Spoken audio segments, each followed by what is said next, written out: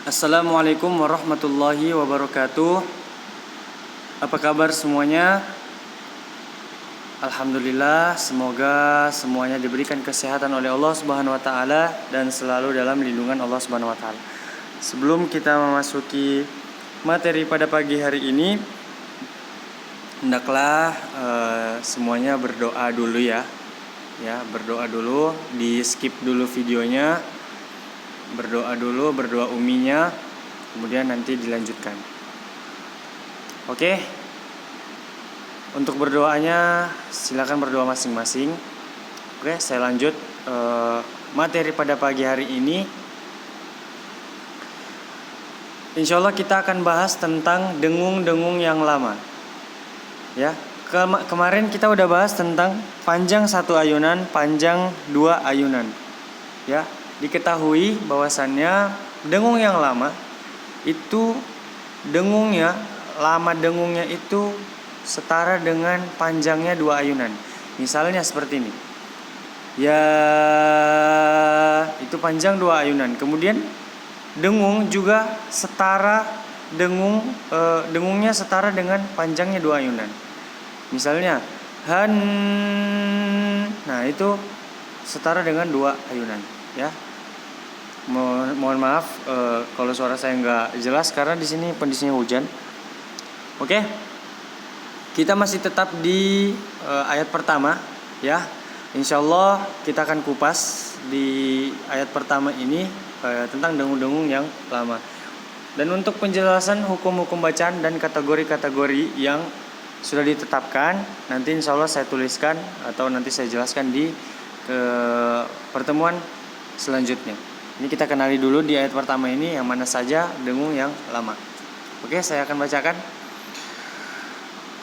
A'udzu billahi minasy syaithanir rajim. Bismillahirrahmanirrahim. Ya ayyuhan nasu taqu. Di sini ada nun yang bertasdid.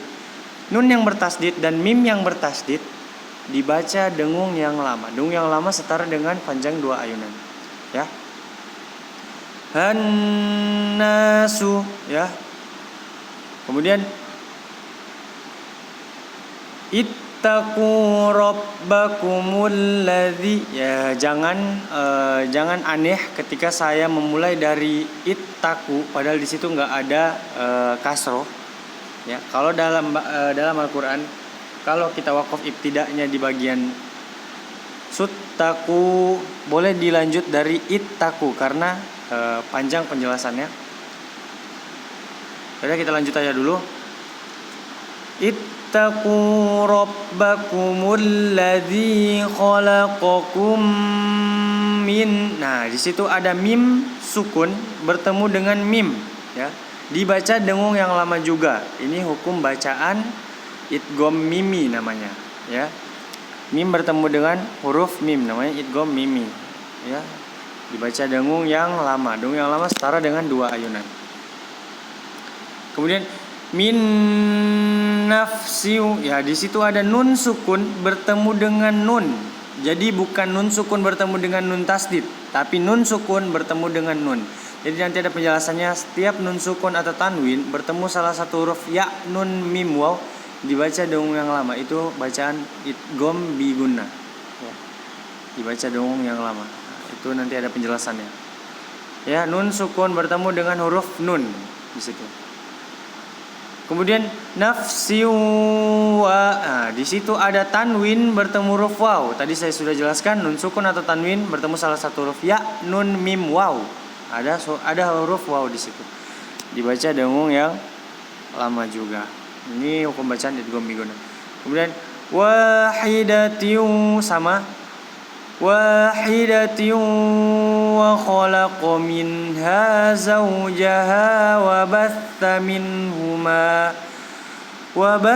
minhuma rijalan katsir. Nah, di sini ada tanwin bertemu huruf kaf. Rijalan ya, di situ ada tanwin ya, yang biasa dikenal fathatain. Ya, fathatain bertemu dengan huruf kaf. Huruf kaf termasuk hurufnya ikhfa, maka dibaca dengung yang lama juga. Ya, nanti saya jelaskan apa saja yang dengung yang lama. Ya, kita kenali dulu. Tanwin bertemu huruf kaf. Nun sukun atau tanwin bertemu salah satu huruf ikhfa yang 15, maka dibaca dengung yang lama. Hukum bacaannya ikhfa ya, sifatnya samar. Rijalan, nah itu kan samar, harus dengung yang lamanya juga setara dengan 2 ayunan. Kemudian katsirau, di situ sama dengan yang tadi di atas. Tanwin, nun sukun atau tanwin bertemu huruf waw, salah satu huruf ya, nun mim waw. Katsirau wa nisaa. Nah, kalau terakhirnya di bagian waqaf itu a-nya misalnya nisaa, padahal di situ an. Kenapa harus dibaca a? Jadi setiap fathatain kalau waqaf, jika waqaf dia dibaca sedikit ditekan. Nisaa. Nah, kalau ada alifnya maka dibaca panjang 1 ayunan. Nisaa. Nah, gitu bedanya. Tapi ini enggak ada alifnya. Nah, kalau misalnya hamzahnya yang terakhir ini waqafnya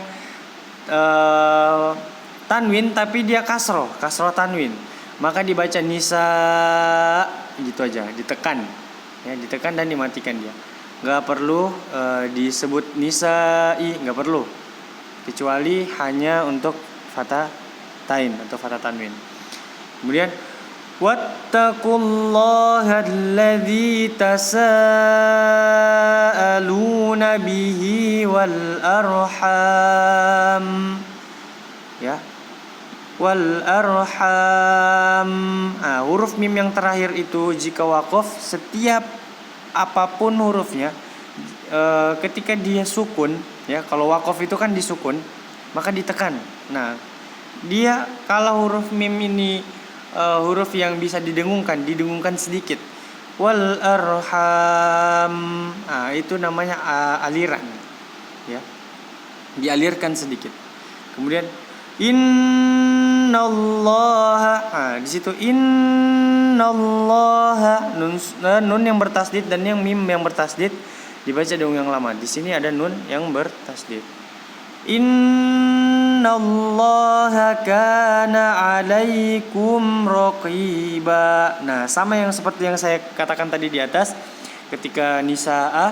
Di sini raqiba fathatain, jika waqaf dibaca panjang 1 ayunan. Kenapa? Karena ada fathah tanwin yang ditambah alif, ada alifnya di situ. Kalau cuman fathah tanwin aja nggak ada alifnya, cuman ditekan sedikit. Nisaa. Nah, tapi kalau di rokiba